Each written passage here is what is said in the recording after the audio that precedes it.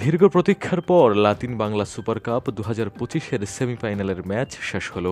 Argentina বনাম বাংলাদেশের এই ম্যাচে 1-1 গোলে ড্র করে বাংলাদেশ। এর আগে প্রথম ম্যাচে ব্রাজিলের বিপক্ষে 4-0 গোলের বীভৎসকর পরাজয় বরণ করে স্বাগতিক বাংলাদেশ। মূলত লাতিন আমেরিকান ফুটবলের সাথে পরিচিত হওয়ার জন্য এমন আসরগুলো আয়োজন করে থাকে। এবারের আয়োজক বাংলাদেশ, ব্রাজিল ও আর্জেন্টিনা, এই তিন দল নিয়ে আয়োজিত হয় লাতিন বাংলা ফুটবল 2025।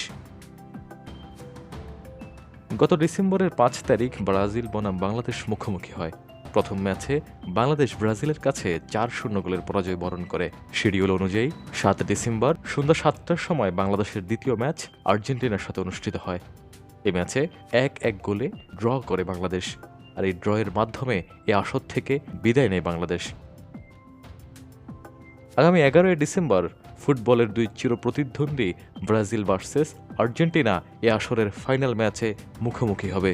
বাংলাদেশ এ আসর থেকে বিদায় নিলেও আসরের রোমাঞ্চ যেন শেষই হচ্ছে না। ইতিমধ্যেই ব্রাজিল ও আর্জেন্টিনার ভক্তদের মনে নতুন উদ্দীপনার যোগান দিয়েছে যেন।